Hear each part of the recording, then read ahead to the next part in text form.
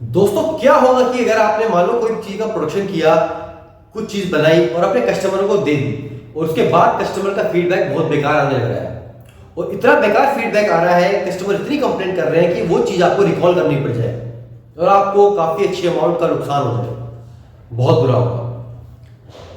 या सोचो कि चलो रिकॉल तो ठीक है और पैसे तक की बात ठीक थी, लेकिन आपने कोई ऐसी कमी छोड़ दी थी या कोई ऐसी गलती होगी जिसकी वजह से कोई बंदा मर गया, तो क्या होगा? बहुत बुरा होगा। सेम सिचुएशन टकाटा के साथ हुई थी।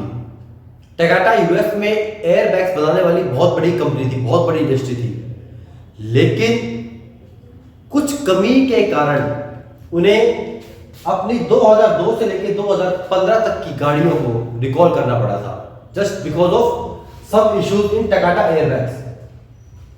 ये अब तक का लार्जेस्ट रिकॉल है यूएसए का ऑटो सेफ्टी हिस्ट्री में, मतलब आज तक इतना बड़ा रिकॉल कभी नहीं हुआ। वो रिकॉल कुछ इस तरह था कि नुकसान इस कदर हुआ कि 2002 से लेकर 2015 तक की गाड़ियों में जिसमें टकाटा के एयरबैग्स लगे थे सबको रिकॉल कराया गया। अगर हम बात करें नंबर्स में तो 4.2 करोड़ कार्स ऐसी थी जिनको कि हमने रिकॉल कराया था, मतलब यूएस की कंपनी ने रिकॉल कराया था। उस कमी की वजह से 27 लोगों की जान गई थी, लगभग 27 लोग उस केस में मर गए थे। अगर हम बात करें कैपिटल में तो अप्रोक्स 24 बिलियन यूएस डॉलर का नुकसान हुआ था टकाटा कंपनी को। कंपनी बिल्कुल बिक गई थी, दिवालिया निकल गया था और बैंकरप्ट हो गई थी उस टाइम। ऐसा क्या इशू था उसके अंदर? जब गाड़ियां आपस में कोलाइड हुई, एयरबैग्स खुले और ड्राइवर मर गया, साथ में बैठा पैसेंजर ही मर गया। तो जब उसका रूट कोज फाइंड आउट किया गया, देखा गया कि ऐसा क्या हो रहा है कि एयरबैग्स होने के बाद भी सेफ्टी नहीं मिल पा रही है ड्राइवर्स को, और एक्सीडेंट के बाद एयरबैग्स खुलने के बाद ड्राइवर की मौत हो रही है। तो जो 27 केस ऐसे आए थे, जब उनका रूट कोज एनालिसिस किया तो पाया गया कि the inflator can explode and eject a sharp knife like material that has been linked to at least 27 death world wide.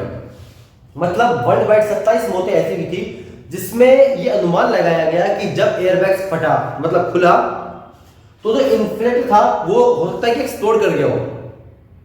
जैसे एयरबैग खुले हो सकता है कि वो एक्सप्लोड कर गया हो और शार्प नेल लाइक तरह का कोई मटेरियल उसमें से निकला हो जो कि गड़ गया हो अंदर और ड्राइवर की मौत हो गई हो।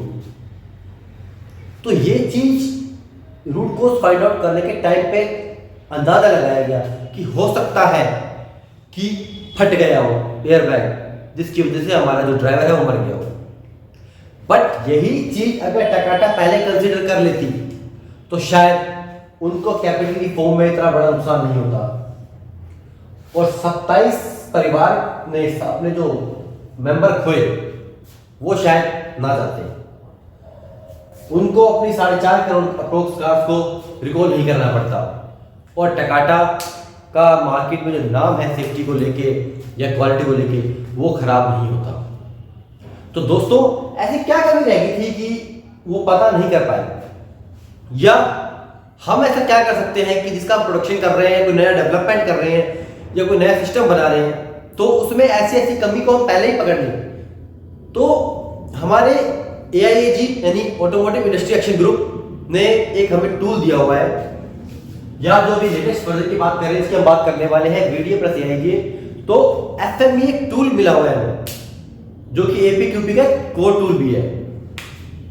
FME failure mode and effect analysis, मतलब failure mode and effect analysis के जरिए हम अपने सिस्टम में अपने जो हमने नया डेवलपमेंट किया उसमें पार्ट को डेवलप होने से पहले ही उसके अंदर क्या क्या फेलियर आ सकते हैं, उसके क्या क्या कारण हो सकते हैं, उनका पहले से एनालिसिस करके हम उसको एलिमिनेट कर सकते हैं।